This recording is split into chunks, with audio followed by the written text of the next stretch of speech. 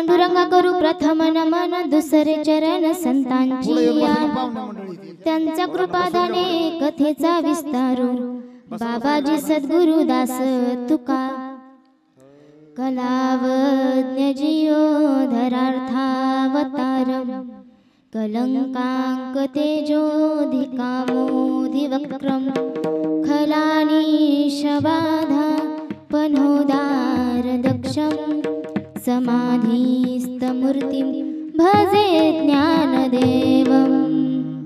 ओम नमो ज्ञानेश्वरा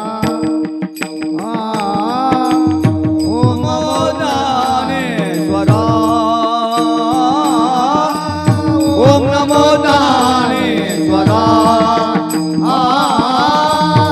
ओम नमो ज्ञानेश्वरा ओम नमो ज्ञानेश्वरा ओम नमो ज्ञानेश्वरा ओम नमो ज्ञानेश्वरा ओम नमो ज्ञानेश्वरा ओम नमो ज्ञानेश्वरा करुणा करा दया करुणा करा दया करुणा करा दयाळा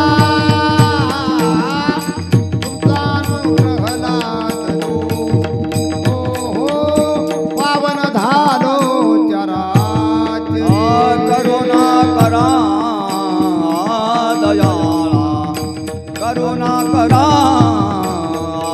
दयाळा करुणा करा दयाळा तुमचा अनुग्रह लादलो लादलो पावन झालो चराचरी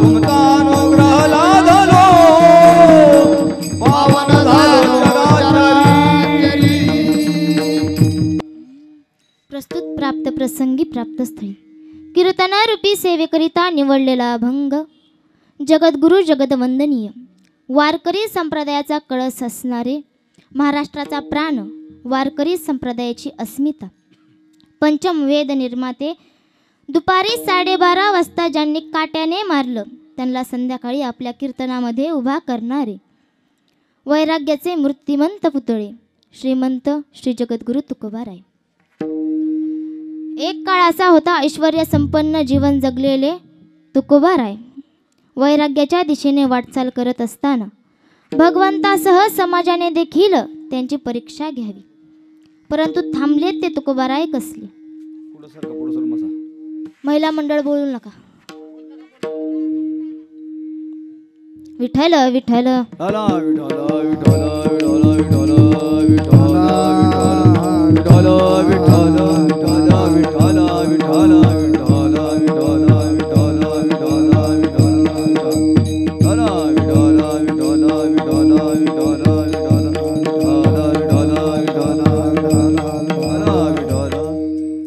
वारकरी संप्रदायामधून जर तुकोबारायांना वजा केलं ना तर या वारकरी संप्रदायामध्ये काही शिल्लक राहत नाही। सज्जन मायबापा हो या धर्माच्या धर्ममंडपात बसल्यानंतर पहिला प्रश्न पडतो तो म्हणजे तुकोबाराय म्हणावं तरी कोणाला। उगाचच एखाद्याचं नाव तुकाराम आहे याच्यावरून त्यांना अधिकार संपन्न तुकाराम महाराज म्हणता येणार नाही। मग तुकाराम महाराज म्हणायचं तरी कोणाला।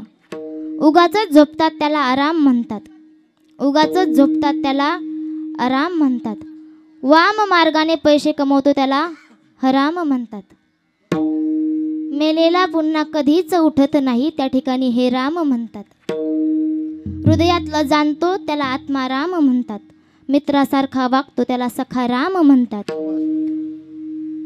अखंडपणे रामाचं दास्यत्व ज्यांनी स्वीकारलं त्यांना संत रामदास म्हणतात एक पत्नी व्रत पाळतो त्याला सीताराम म्हणतात परंतु साक्षात जगाच्या बापाने साक्षात जगाच्या मालकाने ज्यांच्या पायाला एकदा हात लावायला मिळावा म्हणून वैकुंठाचा त्याग केला अशा श्रीमंत संतांना संत तुकोबाराय म्हणतात. संत तुकोबाराय म्हणतात. विठ्ठल विठ्ठल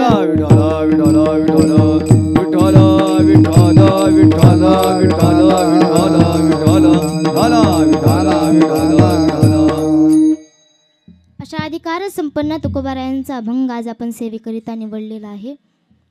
अभंगामध्ये तुकोबाराय सांगतात, या अभंगामध्ये तुकोबाराय सांगतात, आपण मनुष्य जीव हा नरदेह घेऊन या मृत्यूलोकामध्ये जन्माला आलो.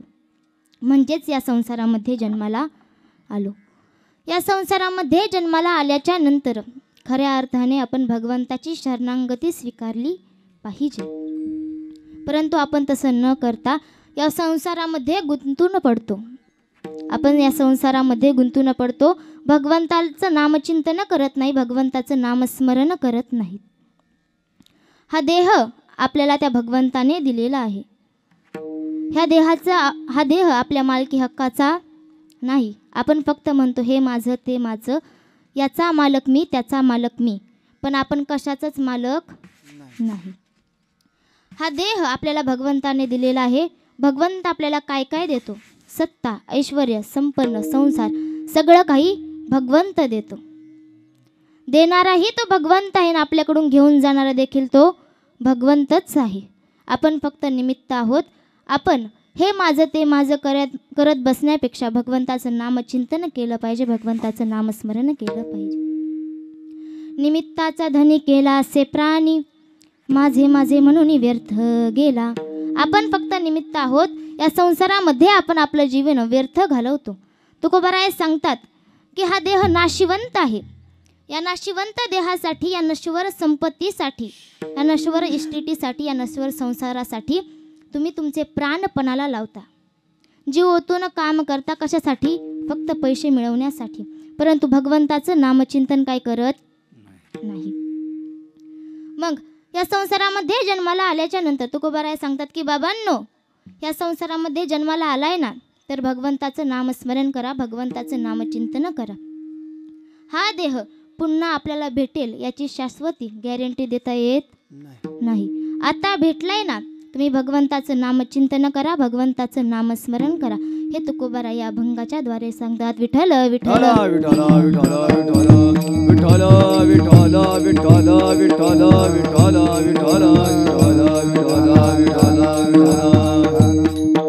हा झाला अभंगाचा शब्दशः अर्थ. परंतु वक्त्याचं आद्य कर्तव्य ते म्हणजे अल्पसा परिहार देणे. आपल्या सर्वांना ज्ञात आहे की 1 वर्षापूर्वी कैलासवासी भीमराव पिराजी सातपुते आपल्याला सोडून कैलासामध्ये गेले, स्वर्गामध्ये गेले. परंतु ते गेल्याच्या नंतर त्यांचा 10वा असेल, महिना जेव घातलं असेल, 13वा असेल आणि आज वर्ष श्राद्ध त्यांच्या मुलांनी अगदी चोखपणे पार पाडलं. ताराबाई भीमराव सातपुते असतील, सुरेश भीमराव सातपुते असतील, विकास भीमराव सातपुते असतील, सर्वांनी अत्यंत चोखपणे कार्य पार पाडलं आहे. आणि मला ज्यांनी इथे कीर्तन करण्याची संधी दिली असे असणारे सातपुते परिवार, त्यांचे मी अंतःकरणापासून आभार मानते. माझ्या कीर्तनासाठी लाभलेलं कीर्तन सौंदर्य म्हणजे उत्कृष्ट मृदुंगाचार्य, आमच्या गावाकडील कुरकुमचं वैभव हरिभक्त पारायण जगताप महाराज, त्यांना मी अंतःकरणापासून आभार मानते. गायनाचार्य आमचे चोरमले काका असतील, कापसे महाराज असतील, पुन्हा चिंतामणी महाराज असतील, सर्वांचं अंतःकरणापासून आभार मानते. तुम्ही सर्व श्रोते मंडळी असताल, साऊंड सिस्टीमवाले दादा असतील, मंडपवाले दादा असतील आणि शूटिंगवाले दादा, मायबोली चॅनलवरती हे कीर्तन तुम्ही पुन्हा पाहू शकता असे असणारे आमचे आमिर काका असतील, त्यांचे देखील मी अंतःकरणापासून आभार मानते आणि कीर्तनाकडे वळते. विठ्ठल विठ्ठल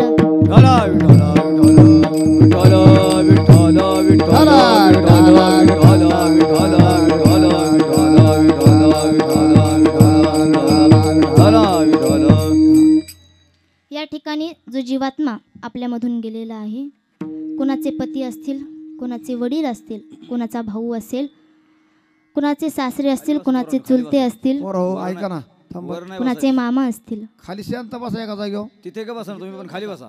दुःख होणं हे साहजिक आहे. विक्षेप होतोय, तुम्ही हसत आहे का? आम्ही काय खाली बसा, पोरांनो, बसा खाली. विठ्ठल विठ्ठल विठ्ठल विठ्ठल विठ्ठल विठ्ठल विठ्ठल विठ्ठल विठ्ठल विठ्ठल विठ्ठल विठ्ठल हरा विठ्ठल विठ्ठल विठ्ठल विठ्ठल विठ्ठल विठ्ठल विठ्ठल विठ्ठल विठ्ठल. मग जो जीवात्मा आपल्यामधून गेलेला आहे, खऱ्या अर्थाने आपल्यावरती दुःखाचा डोंगर कोसळला आहे, परंतु याच्यामध्ये काही आपण हस्तक्षेप करू शकत नाही. हे विधीचं विधान आहे. एक ना एक दिवस प्रत्येकाला जायचं आहे. आपण लाख जरी प्रयत्न केले ना की एखाद्याचा मृत्यू टळवायचा, तर ते शक्य आहे का? या ठिकाणी ते शक्य नाही. म्हणून आपण हस्तक्षेप करू शकत नाही. दुःख होणं हे साहजिक आहे, परंतु याच्यामध्ये आपण काही करू शकत नाही. हे सूत्र आपल्या हातामध्ये नाही. या सूत्राचा सूत्रधार जर कोण असेल तर तो कोण आहे? भगवान पंढरीश पांडुरंग परमात्मा आहे. विठ्ठल विठ्ठल विठ्ठल विठ्ठल विठ्ठल विठ्ठल विठ्ठल विठ्ठल विठ्ठल विठ्ठल. परंतु एखाद्याच्या जीवनामधून आपले पती निघून जाणं, आपले वडील निघून जाणं, मामा निघून जाणं, सासरे निघून जाणं, भाव निघून जाणं, सगळं दुःख होणं हे खरंच साहजिक आहे, परंतु याच्यामध्ये आपण काहीच करू शकत नाही. एखाद्याचा जर मृत्यू आला तर आपण त्याला पळून लावू शकत नाही. आपण आपल्या आयुष्यामधून जर एखादी व्यक्ती गेली ना, तर आपण तिला पुन्हा कधीच पाहू शकत नाही. पाहायचं जर झालं तर तिला कुठे पाहू शकतो? फक्त फोटोमध्ये पाहू शकतो, परंतु आपण तिला पुन्हा जीवनामध्ये समोरासमोर बघू शकत नाही. एकदा का व्यक्ती निघून गेली, पुन्हा तो चांगला होता, तो असाच होता, तो तसाच होता असं म्हणून काही उपयोग नाही. जोपर्यंत तो जिवंत आहे त्याची काळजी घ्या, त्याची सेवा करा. हे विधीचं विधान आहे. माऊली ज्ञानोबाराय सांगतात हे विधीचं विधान आहे. मी मगाशीच तुम्हाला सांगून गेले की एखाद्याचा मृत्यू जर टळवायचा असेल तर ते आपल्या हातात नाही. प्रत्येकाला जायचे. हा देह देणारा देखील तो भगवंत आहे आणि आपल्याला घेऊन जाणारा देखील तो भगवंत आहे. मग ज्याने आपल्याला देह दिला त्याचं भजन करणं आपलं हे कर्तव्य आहे. त्याचं नामस्मरण देवे भजना गोमाता, देव दिला देह भजना गोमाता, देव दिला देह भजना गोमाता, देव दिला देह भजना गोमाता. होया झाला फाटा बाजकेचा, होया झाला फाटा बाजकेचा, देव दिला देह भजना गोमाता, देव दिला देह भजना गोमाता. धोया झाला फाटा बाधिकेचा, तो झाला फाटा बाधिकेचा, देवे दिला देह भजना गोमाता, देवे दिला देह भजना गोमाता.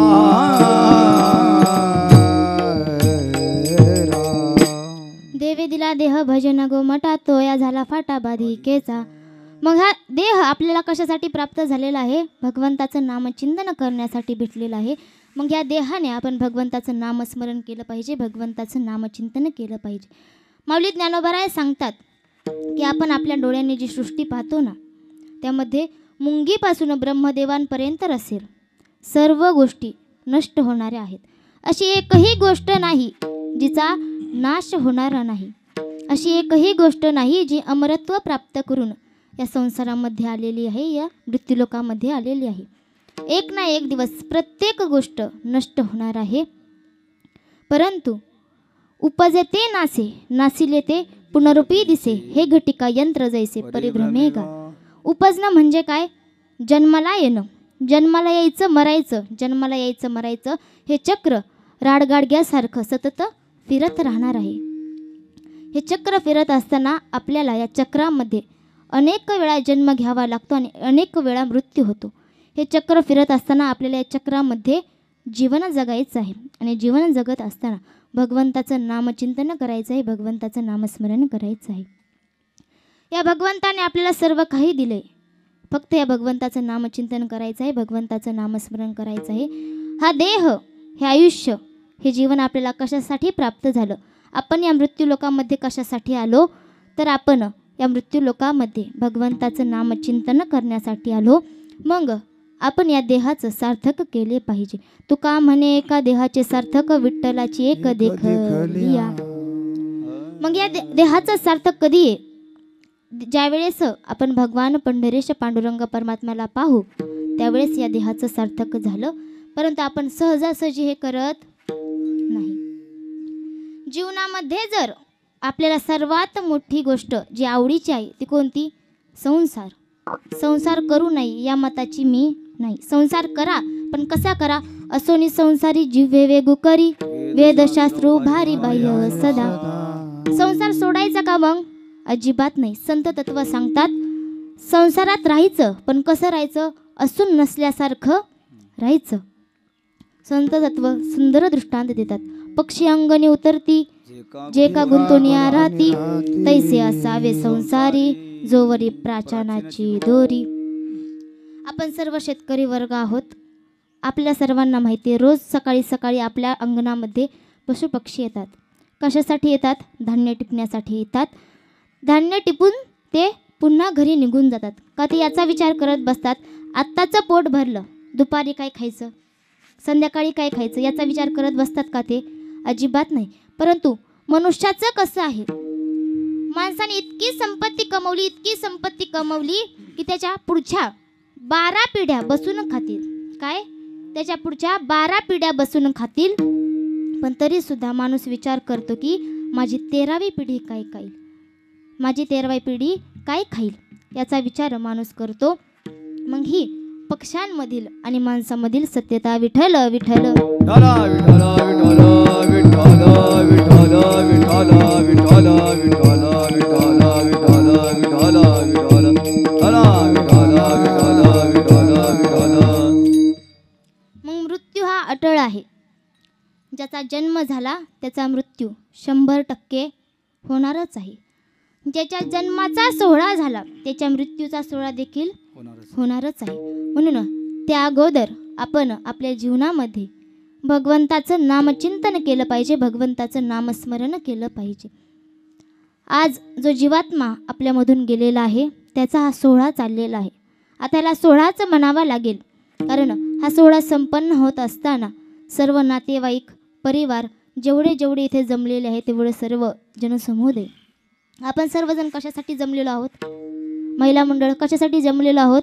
तर आज वर्षश्राद्ध म्हणजेच जो जीवात्मा आपल्यामधून गेलेला आहे कैलासवासी भीमराव सातपुते, त्यांचा आणि आपला आज हा शेवटचा निरोप. आपण त्यांना आज शेवटचा निरोप देणार आहोत. याच्यानंतर प्रथम वर्षश्राद्ध झाल्याच्या नंतर त्यांचा आणि आपला संबंध खऱ्या अर्थाने तुटला जातो. जोपर्यंत वर्षश्राद्ध होत नाही तोपर्यंत तो आत्मा आपल्या परिवाराशी निगडीत असतो. एकदा का वर्षश्राद्ध झालं की त्यांचा आणि आपला संबंध तुटला जाईल. विषाचा दोरा तुटला विषाचा दोरा, तुटला आयुष्याचा दोरा, तुटला आयुष्याचा दोरा. ये रे वाओ का पसारा, ये रे वाओ का पसारा, ये रे वाओ का पसारा, टाकून पळते रांडा पोरे, हे टाकून पळते रांडा पोरे. ये रवाऊगा पसारा, ये रवाऊगा पसारा, टाकून पळती रांडा पोरे, टाकून पळती रांडा पोरे.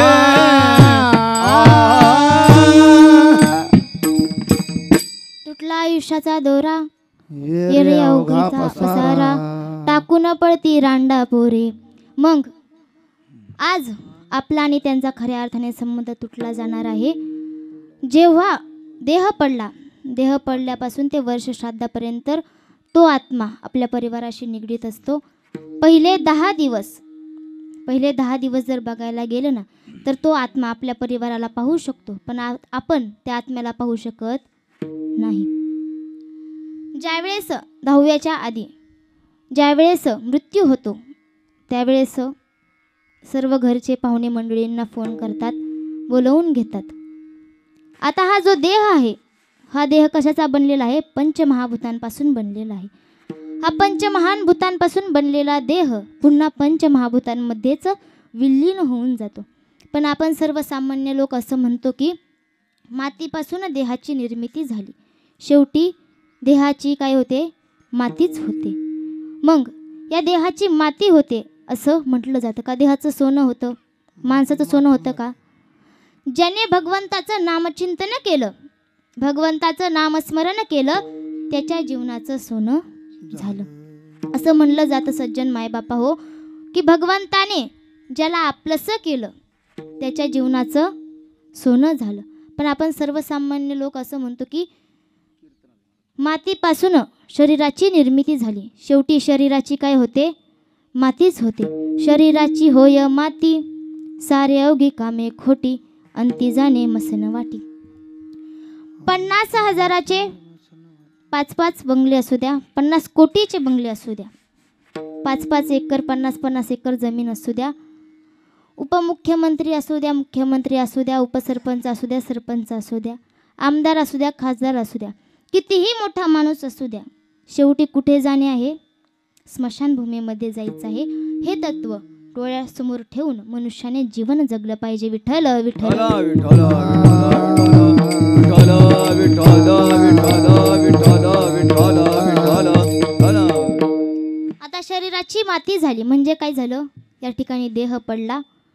देह पडल्याच्या नंतर देहामधून आत्मा विभक्त होतो, बाहेर पडतो.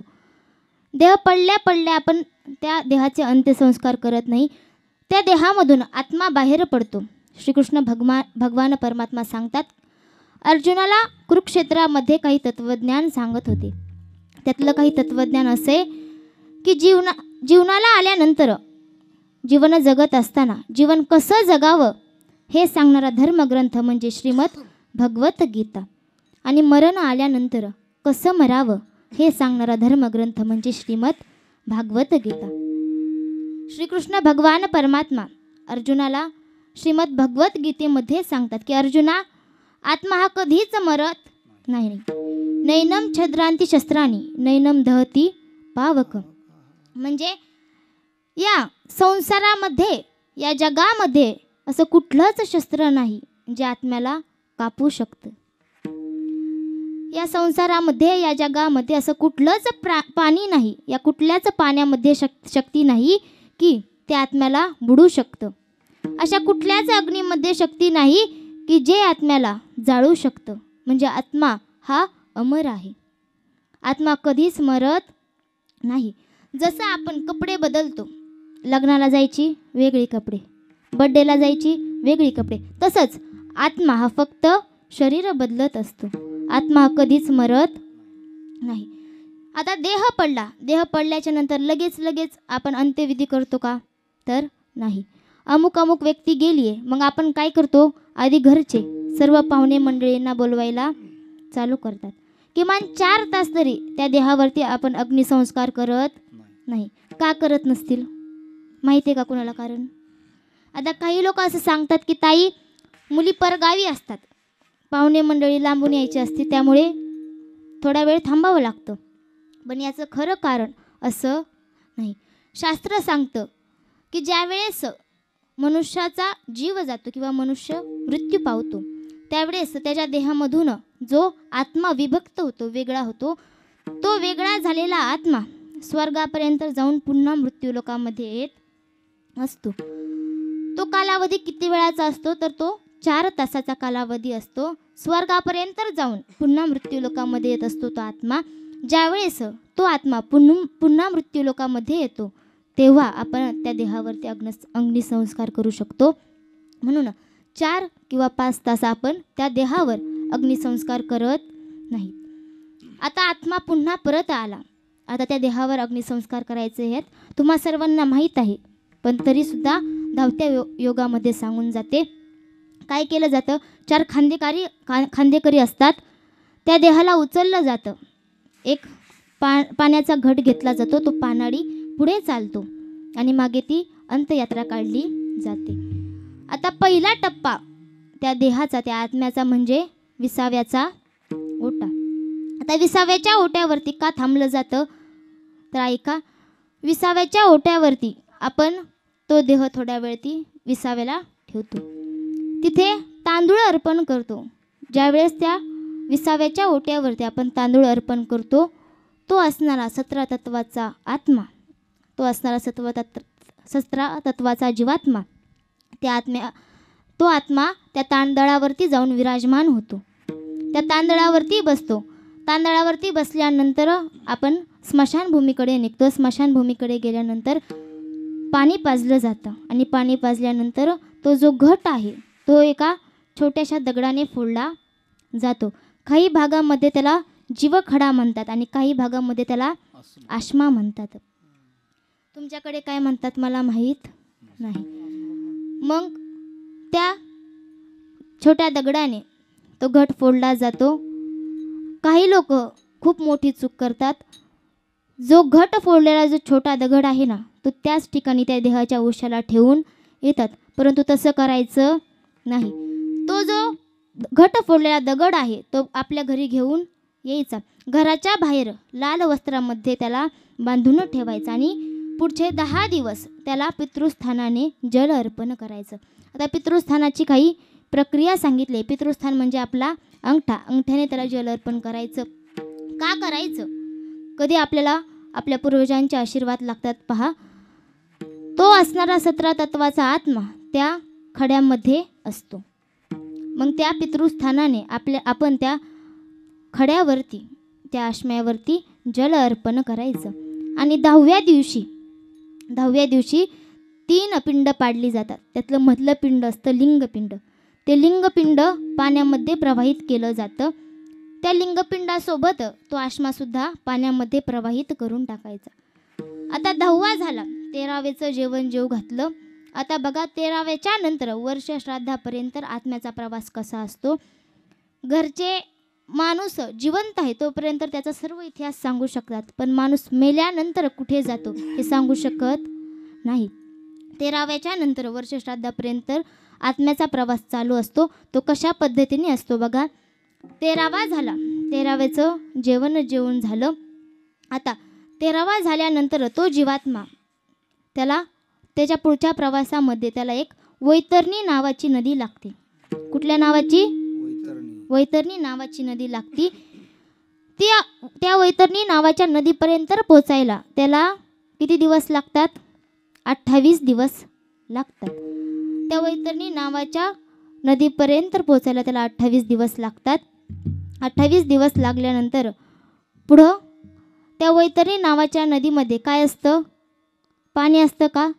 गरुड पुराणामध्ये सांगितलं आहे त्या वैतरणी नावाच्या नदीमध्ये 28 नरकाची घाण असते. म्हणजेच रक्त असेल, मांस असेल, हडकं असतील, सर्व घाण त्या वैतरणी नावाच्या नदीमध्ये असते.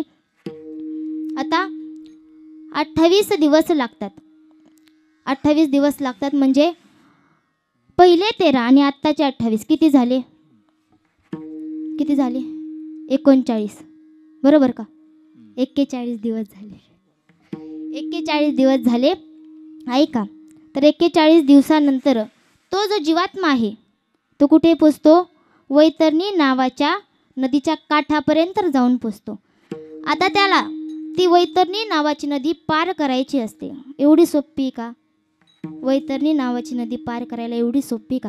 परंतु ज्याने जिवंत असताना भगवंताचं नामचिंतन केलं, भगवंताचं नामस्मरण केलं, त्याच्यासाठी तिथे एक कामधेनू नावाची एक गाय असते. ती त्याला ती नदी पार करण्यासाठी मदत करते. ब्राह्मण देवता देखील सांगतात की चांदीची गाय अर्पण करा. कारण कशासाठी आपण करतो, तर जो जीवात्मा आहे त्याचा पुढचा प्रवास सुखरूप व्हावा म्हणून आपण ब्राह्मण देवतेला काय करतो, गाय देतो, गाय अर्पण करतो.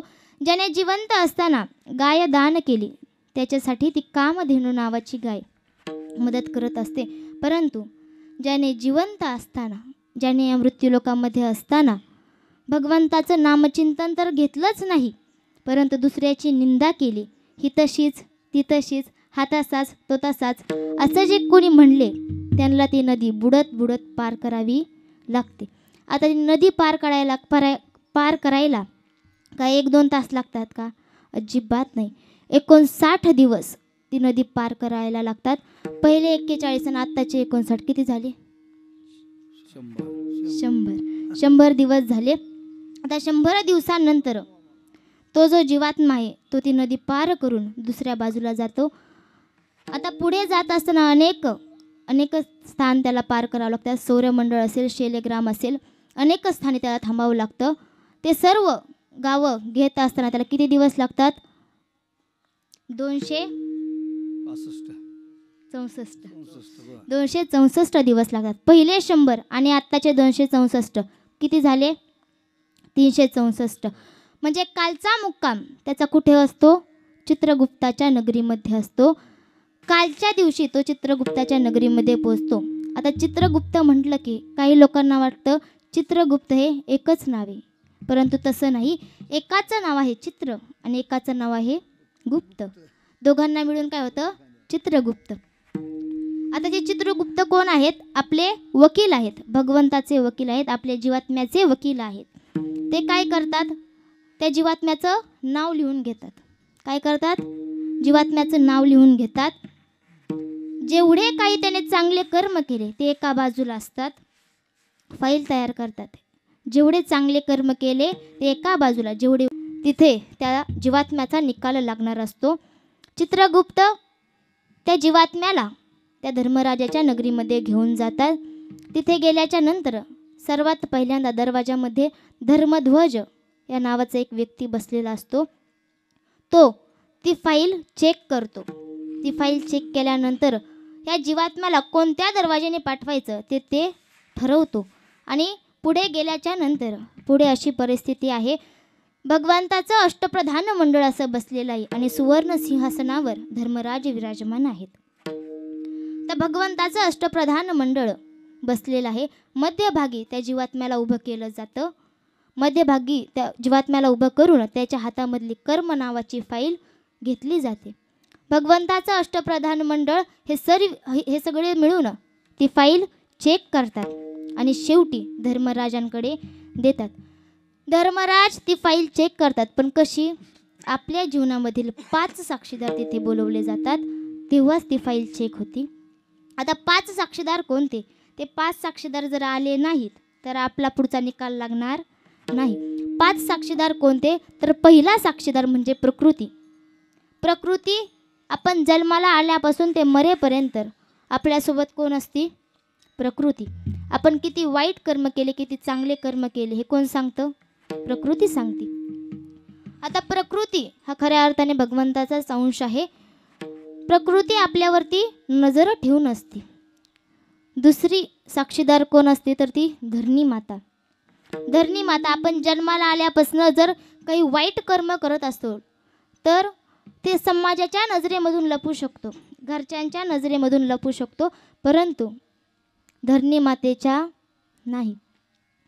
एक वेळेस आपण दरवाजा लावून एखादी कृती केली, एखादं वाईट काम केलं तरी सुद्धा ते धरणी मातेला कळतं.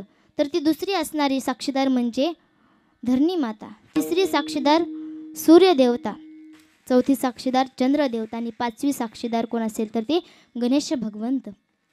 या 5 जणांची साक्ष घेतली जाते आणि पुढे त्या जीवात्म्याचा निकाल लागला जातो. त्याच्या चांगल्या वाईट कर्मानुसार त्याला पुढची गती प्राप्त होते. आता आजच्या दिवशी त्या जीवात्म्याचे 3 भाग केले जातात. पहिला भाग पितृलोकामध्ये पाठवला जातो. दुसरा भाग प्रकृतीमध्ये विलीन होतो आणि तिसरा भाग आज या ठिकाणी मृत्यूलोकामध्ये पाठवला जातो. आजच्या दिवशी त्या जीवात्म्याचा तिसरा भाग मृत्यूलोकामध्ये का पाठवला जातो तर त्याचं कारण असे, जे काही तुम्ही पुण्य केले ते पुण्य तो जीवात्मा घेऊन पुन्हा धर्मराजापर्यंत जातो. त्याच्यानंतर त्याला पुढची कुठली गती द्यायची ती धर्मराज ठरवतात. मग पुण्य कुठलं असेल, दशक्रिया विधी केलेला असेल, महिना जेव घातल्याचं पुण्य असेल, पुन्हा आजचं वर्ष श्राद्धाचं पुण्य असेल, हे सर्व पुण्य एकत्रित करून तो जीवात्मा धर्मराजांकडे जातो आणि त्याच्यानंतर त्याला पुढची गती प्राप्त होते. हा झाला जीवात्म्याचा प्रवास. विठ्ठल विठ्ठल विठ्ठल विठ्ठल विठ्ठल विठ्ठल विठ्ठल विठ्ठल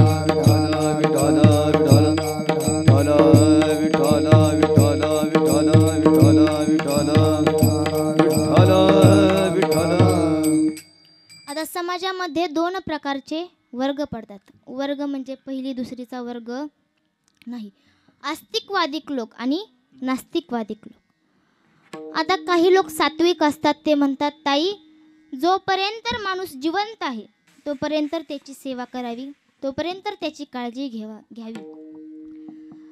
हे कुणाचं कर्तव्य आहे? आम्हा सगळ्यांचं कर्तव्य एक आहे? अजिबात नाही. हे असणारं कर्तव्य ते त्यांच्या मुलांचं आहे. जोपर्यंत आई वडील जिवंत आहेत तोपर्यंत त्यांची सेवा करा.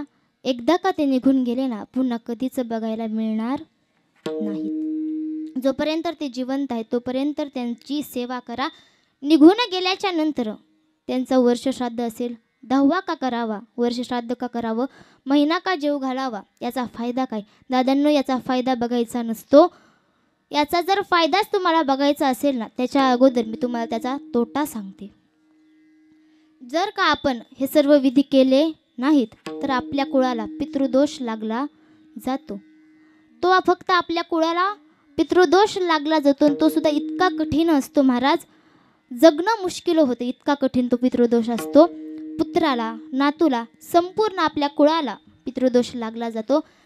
कटा त्याचे करीती पितर वंश दुराचारी पुत्र झाला, वंश दुराचारी पुत्र झाला. कटा त्याचे करीती पितर वंशी दुराचारी पुत्र झाला, वंशी दुराचारी पुत्र झाला. कटा त्याचे करीती पितर, कटा त्याचे करीती पितर, कटा त्याचे करीती पितर, कटा त्याचे करीती पितर, कटा त्याचे करीती पितर वंश दुराचारी पुत्र झाला, वंश दुराचारी पुत्र झाला. कटा त्याचे करीती पितर वंशी दुराचारी पुत्र झाला, वंशी दुराचारी पुत्र झाला.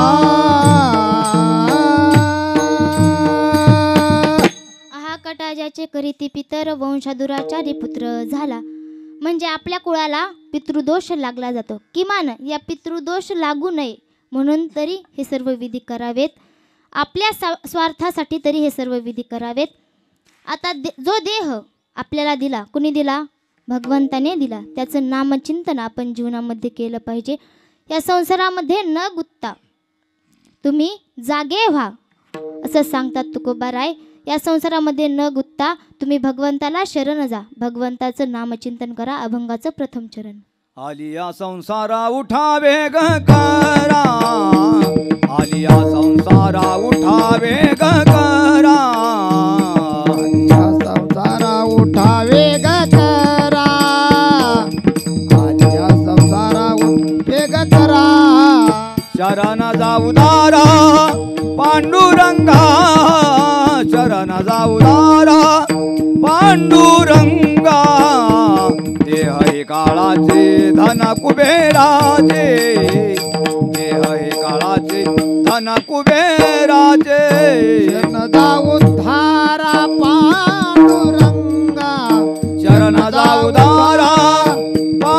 पांडुरंगा काळाचे धन कुबेराचे ते हरी काळाचे धन कुबेराचे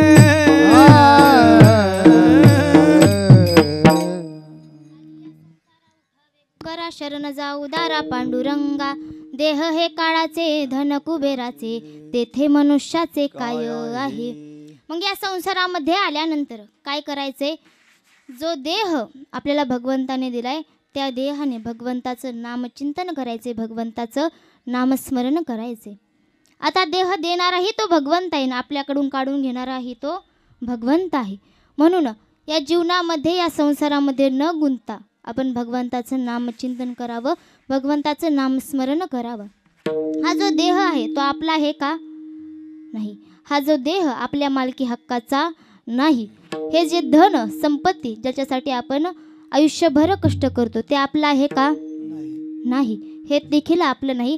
या संसारामध्ये मनुष्याचं असं काहीच नाही. त्यामुळे भगवंताचं नामचिंतन नोहे करावं. तुझा हा परिवार धनदारा क्षण भंगुर धनदारा क्षण भंगुर धनदारा क्षण भंगुर नोय हा तुझा परिवार दर्वेदारा शनभंगुर दर्वेदारा शनभंगुर दर्वेदारा शनभंगुर शरीर जायाचे ठेवणे धरिसी अभिलाष झने धरिसी अभिलाष झने धरिसी अभिलाष झने शरीर जयाचे ठेवणे धरिसी अभिलाष झने धरिसी अभिलाष झने धरिसी अभिलाष झने. मग हा देह आपला नाही, ही संपत्ती आपली नाही. उगाचच याच्या मागे कशाला लागायचं. जर लागायचे ना तर नामचिंतनाच्या मागे लागा. त्याने काहीतरी आपल्या जीवनाचं सार्थक तरी होईल. ज्या वेळेस आपण भगवंताचं नामचिंतन करतो, भगवंताचं नामस्मरण करतो, त्यावेळेस आपल्याला पुण्य प्राप्त होतो. जेव्हा आपण मृत्यू पावू त्यावेळेस आपले पुत्र आपलं वर्ष श्राद्ध करतील, आपले पुत्र आपला महिना जेव घालतील, त्याच्यातून पुण्य प्राप्त होईल. ते पुण्य आपल्यापर्यंत पोहोचेल आणि नंतर आपल्याला मुक्ती मिळेल. ह्या सगळ्या भानगडीत पडण्यापेक्षा आपण स्वतःच्या कर्माची शिदोरी सोबत घेऊन गेली पाहिजे. आणि ती कर्माची शिदोरी चांगल्या प्रकारची कशी होते तर भगवंताचं नामचिंतन केल्याने होते, भगवंताचं नामस्मरण केल्याने होते. उगाचच या मुलांच्या भरोशावर राहण्यापेक्षा आपण आपल्या कर्माची शिदोरी स्वतः नेली पाहिजे. आता मला सांगा, एखाद्याची मुले असतील सात्विक ते करतील, परंतु कोरोनामध्ये पाहिलं ना, हे जे आहे ते कलियुग आहे. या कलियुगामध्ये कोण कुणाचंच नसतं. या कलियुगामध्ये कुणीच कुणाचं नसतं. कोरोनामध्ये आपण सर्वांनी पाहिलं किती लोकांचे दहावे झाले. मला सांगा, किती लोकांचे वर्ष श्राद्ध झाले. तुम्ही किती लोकांच्या घरी महिन्याला जीव गेला. कुणीच घराच्या बाहेरसुद्धा निघालं नाही. तिकडेच हॉस्पिटलमध्ये मृत्यू झाला, तिकडेच सामूहिक पद्धतीने अंत्यविधी झाला. अशी पद्धत अशा प्रकारची जर परिस्थिती आपल्यावर आली तर काय करायचं. आपल्याकडे आपल्या कर्माची शिदोरी हवी असली पाहिजे. म्हणून भगवंताचं नामचिंतन करा, भगवंताचं नामस्मरण करा. हा देह एक ना एक दिवस जाणार आहे. ही संपत्तीसुद्धा संपणार आहे. किती जरी आपण संपत्ती कमवली तरी आपण सोबत घेऊन जाणार आहे का. अजिबात नाही. कितीही कमवा आपल्यासोबत काही येत नाही. येतं ते म्हणजे फक्त कर्म. आणि ते कर्म जर चांगलं असेल ना तर आपल्याला पुढची गतीसुद्धा चांगली प्राप्त होते. त्यासाठी ह्या देहाच्या मागं लागू नका.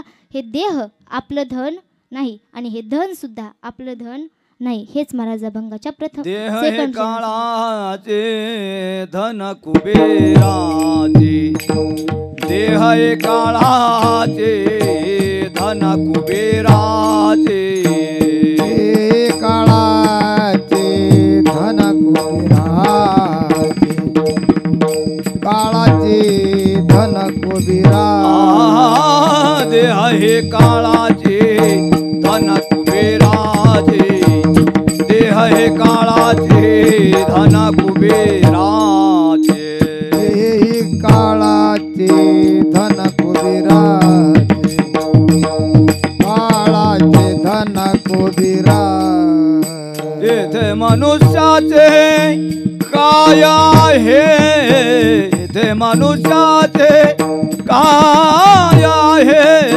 देह हे काळाचे धन कुबेराचे देह हे काळाचे धन कुबेराचे येथे मनुष्याचे काय आहे येथे मनुष्याचे काय आहे देह काळाचे धन कुबेराचे देह काळाचे धन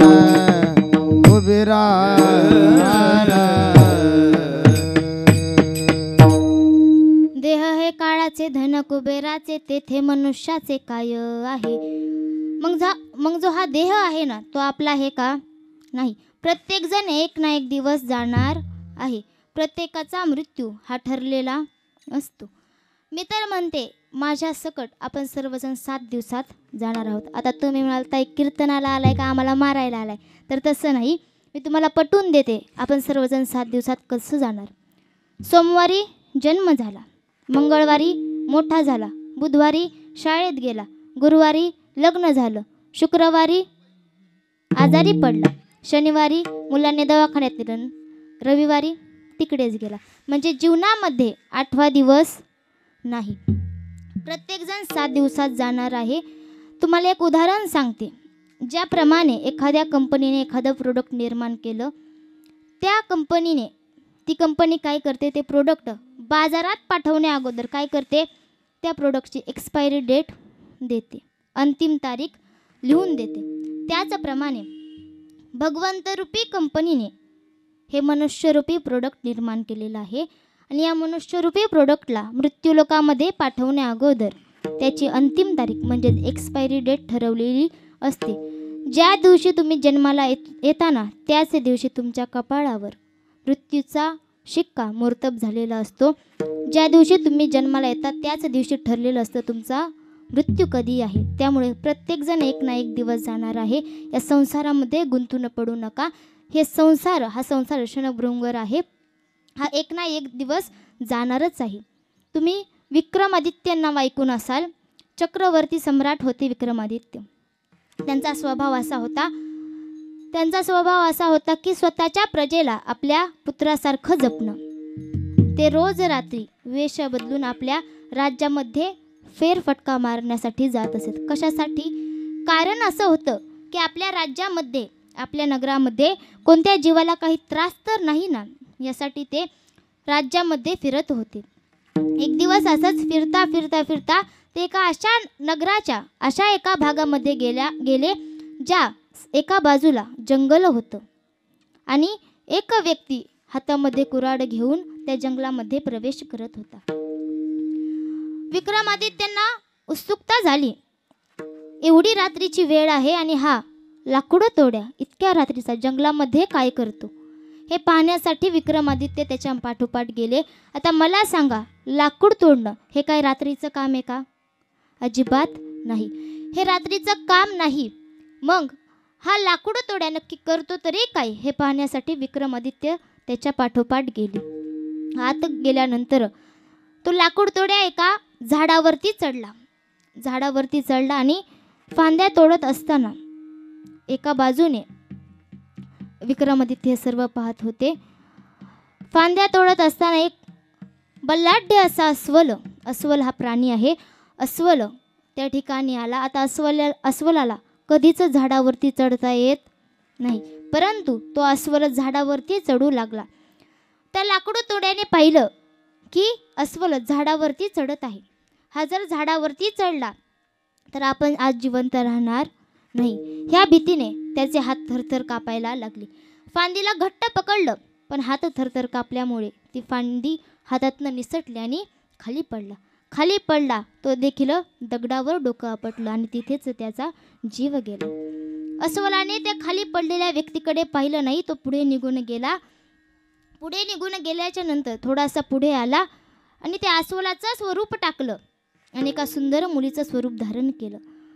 विक्रमादित्य झाडापाठीमागून पाहत होते. आश्चर्य वाटलं. अस्वलाचं स्वरूप टाकलं आणि सुंदर मुलीचं स्वरूप घेतलंय. आता ही सुंदर मुलगी काय करते ते पाहण्यासाठी त्या मुलीच्या पाठोपाठ विक्रमादित्य गेले. ती असणारी मुलगी जंगलामध्ये असलेल्या एका विहिरीच्या काठावर जाऊन बसते. विक्रमादित्य पुन्हा एका झाडाच्या मागे थांबतात. झाडाच्या मागे उभा राहून ही सर्व परिस्थिती पाहत असतात. तेवढ्यातच राज्यातील 2 सेवक, 2 सख्खे भाऊ जंगलामध्ये आले होते पाहण्यासाठी की कोण आज काय करते. ते देखील ते पाहण्यासाठी आले होते. जंगलामध्ये आल्याच्या नंतर दोघा भावांना ती सुंदर मुलगी दिसली. ती मुलगी इतकी सुंदर होती की जो कोणी तिला पाहिल तो तिच्या प्रेमात पडेल, इतकी सुंदर ती मुलगी होती. आता त्या 2 भावांनी त्या मुलीला पाहिलं आणि त्या मुलीला पाहिल्याच्या नंतर लहान भाऊ मोठ्या भावाला म्हणतो, दादा बघ ना रे, किती सुंदर मुलगी आहे, मी ह्याच्याशी लग्न करतो, माझंही अजून लग्न झालेलं नाही. मोठा भाऊ जरा विचारात पडतो. मोठा भाऊ म्हणतो, अरे लाज वाटते का तुला? अजून मोठा भाऊ तसाच आहे आणि तू स्वतःच्या लग्नाचा विचार करतो. अरे काहीतरी वाटू दे, तुझ्या आधी मी तिला पाहिले म्हणल्यावर मी तिच्याशी लग्न करणार. दोघांचा वादविवाद चालू होतो. एकमेकांना फडाफडा बोलतात. पण मोठा भाऊ त्या लहान भावाला थांबवतो आणि सांगतो, अरे ती मुलगी कोण आहे, कुठली आहे, कोणत्या गावची आहे, आपल्याला काही सुद्धा माहीत नाही आणि आपण उगाच तिच्यासाठी भांडतोय. आपण जाऊन तिला विचारू की कोण आहेस, कुठून आलीस आणि कशासाठी आलीस. आता हे 2 भाऊ त्या ठिकाणी त्या मुलीच्या जवळ गेले. विचारलं, काय ग तुझं नाव काय, तू कुठून आलीस आणि कशासाठी एवढ्या रात्री घनदाट जंगलामध्ये आलीस. त्यावेळेस त्या मुलीने सांगितलं, मी माझ्या पतीला शोधण्यासाठी आले. आता पतीला शोधण्यासाठी आले म्हटल्यावर ह्यांनी त्या मुलीचा विषय सोडून दिला. त्यांनी तिला विचारलं की का ग, तुझे पती कसे दिसतात, कुठे गेले, या जंगलामध्ये हरवलेत का. त्यावेळेस तिने सांगितलं, माझं अजून लग्न झालेलं नाही, मी माझ्यासाठी योग्य वर असा शोधत आहे.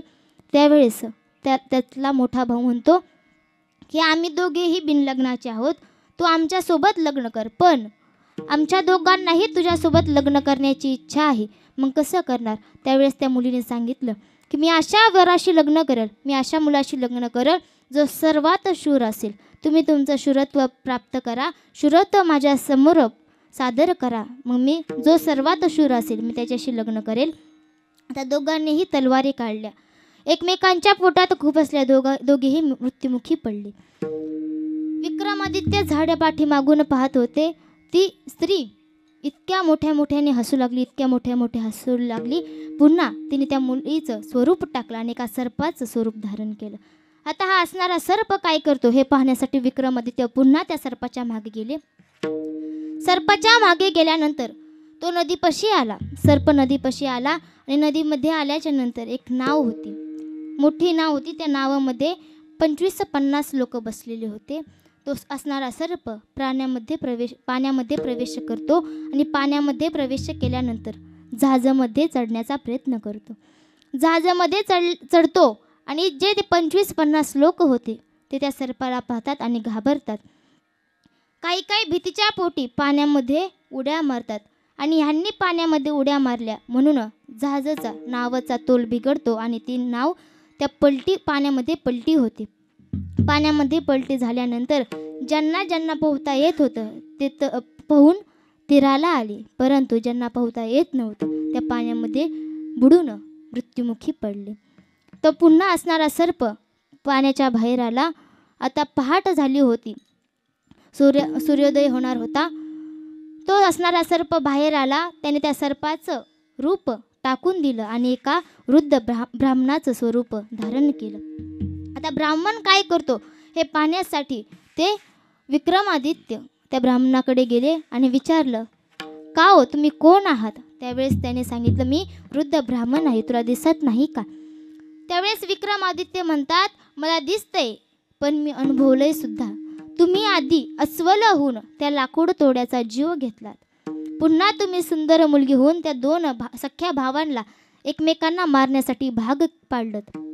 पुन्हा तुम्ही सर्पाचं स्वरूप घेऊन जहाजेतले 25-50 लोकांमधील काही लोक मारले आणि आता तुम्ही वृद्ध ब्राह्मण झालात. नक्की तुमचं स्वरूप तरी काय आहे, मूळ स्वरूप काय आहे. त्यावेळेस त्या वृद्ध ब्राह्मणाने सांगितलं, मी कुणालाही मारलं नाही. विक्रमादित्य म्हणतात, मी माझ्या स्वतःच्या डोळ्यांनी पाहिलं, तुम्ही ह्या सर्वांचा जीव घेतलात. त्यावेळेस वृद्ध ब्राह्मण सांगतो की मी कुणालाच मारलं नाही. त्या लाकूड तोडायला जो आलेला मुलगा होता ना, त्याचा मृत्यू अस्वलाला घाबरून झाडावरून खाली पडून जमिनीवर पडून होता. मी फक्त तिथं तशी परिस्थिती निर्माण केली, मी त्याला मारलं नाही. पुढं गेल्यानंतर मी सुंदर मुलगी होऊन त्या नदीच्या त्या विहिरीच्या काठावरती बसलो होतो. त्या 2 भावांचा मृत्यू एकमेकांपासून होता. मी तिथं फक्त तशी परिस्थिती निर्माण केली, मी त्यांना मारलं नाही. त्याच्याही पुढे गेल्यानंतर मी सर्प होऊन त्या नावेमध्ये गेलो, परंतु त्यातल्या काही लोकांचा मृत्यू पाण्यामध्ये बुडून होता. मी फक्त तिथं तशी परिस्थिती निर्माण केली, मी त्यांना मारलं नाही. आता विक्रमादित्य म्हणतात, ठीक आहे, तुम्ही त्यांना मारलं नाही, मग नक्की तुम्ही आहात तरी कोण? जर तुम्ही काळ असताल तर मला माझा मृत्यू कधी आहे, कशा पद्धतीने आहे ते सांगा. त्यावेळेस ते म्हणतात, हे सांगण्याची आम्हाला आज्ञा दिली नाही. विक्रमादित्य म्हणतात, सांगता की नाही? त्यावेळेस त्या वृद्ध ब्राह्मणाने सांगितलं की तुझा मृत्यू राजवाड्यामध्ये, तुझ्याच राज्यामध्ये, तुझ्याच राजवाड्यामध्ये शिड्या उतरत असताना पायरीवरून घसरून तुझा मृत्यू आहे, हे सांगितलं. आता सांगायचं तात्पर्य एवढेच की काळ कुणालाही चुकत नाही. मृत्यू हा अटळ आहे, ज्याचा जन्म झाला त्याचा मृत्यू हा 100% होणार आहे. प्रारब्ध क्रियमान संचिताचा भोग, प्रारब्ध क्रियमान संचिताचा भोग, प्रारब्ध क्रियमान संचिताचा भोग, प्रारब्ध क्रियमान संचिताचा भोग. भोगिल्याची भोग तो न सुटे, भोगिल्याची भोग तो न सुटे, ज्या जैसी कल्पना त्या तैसी भावना, अंती ते आपणा पासी जडोनी ठेली. भोग तो न सुटे, भोगिल्याची भोग तो न सुटे, ज्या जैसी कल्पना त्या तैसी भावना, अंती ते वासना जडोनी ठेली.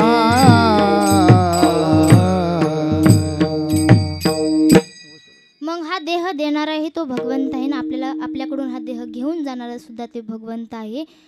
या संसारामध्ये मनुष्याचं असं काही सुद्धा नाही, हेच महाराज अभंगाच्या 3ऱ्या चरणात सांगतात. देव विताने ताने ववेता, देता देव विताने ताने ववेता, देता देवा विताने ताने ववेता, देता देवा विताने ताने ववेता. देता देवा विताने ताने वविता, देता देवा विताने ताने वविता, देता देवा विताने ताने वविता, देता देवा विताने ताने वविता. तेथे याची सत्ता काय आहे, तेथे याची सत्ता काय आहे, तेथे याची सत्ता काय आहे.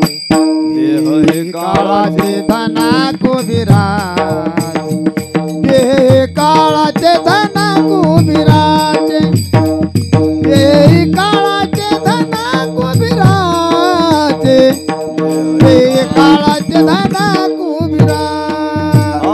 तेथे याची सत्ता काय आहे, तेथे याची सत्ता काय आहे, तेथे याची सत्ता काय आहे.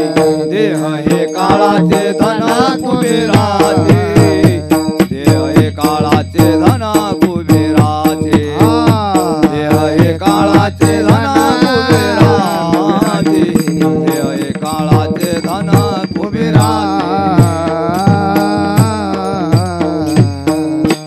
देता देव विताने नेता नेवविता तेथे याची सत्ता काय आहे. देह हे काळाचे धन कुबेराचे तेथे मनुष्याचे काय आहे. विठ्ठल विठ्ठल विठ्ठल विठ्ठल विठ्ठल विठ्ठल विठ्ठल विठ्ठल. आपल्या कीर्तनाची नियोजित वेळ ही संपत आलेली आहे. त्या अगोदर आपण भगवंताचं नामचिंतन करू. जेवढ्यांना हात आहेत तेवढ्यांनी हात वरती करा.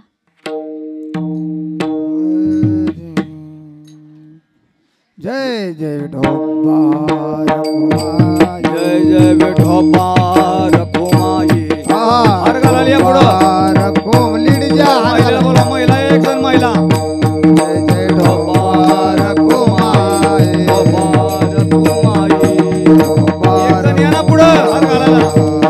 विठोबा रखुमाई. विठोबा रखोमाई. विठोबा रखुमाई. विठोबा रखोमाई. विठोबा रखुमाई. बुका लावा. विठोबा रखुमाई. विठोबा रखोमाई. विठोबा रखुमाई. विठोबा रखोमाई. विठोबा रखुमाई. विठोबा रखोमाई. विठोबा रखुमाई. रखोमाई. विठोबा रखुमाई. रखोमाई. विठोबा रखुमाई. रखोमाई. विठोबा रखुमाई. रखोमाई. विठोबा रखुमाई. विठोबा रखुमाई. विठोबा रखोमाई. जय विठोबा रखुमाई. जय जय विठोबा रखोमाई. जय विठोबा रखुमाई. जय जय विठोबा बुक्का ना बुक्का. रखुमाई. विठोबा रखुमाई. रखोमाई. विठोबा रखुमाई. रखोमाई. विठोबा रखुमाई. रखोमाई. विठोबा रखुमाई. विठोबा रखुमाई. कुंडलिक वरदा विठ्ठल श्री ज्ञानदेव राम पंढरीनाथ भगवान की जय. माऊली ज्ञानेश्वर महाराज की जय. बोलाई साहेब विठोबा रखोमाई. विठोबा रखुमाई. फोटोला हार घाला. फोटोला विठोबा रखुमाई. विठोबा रखुमाई.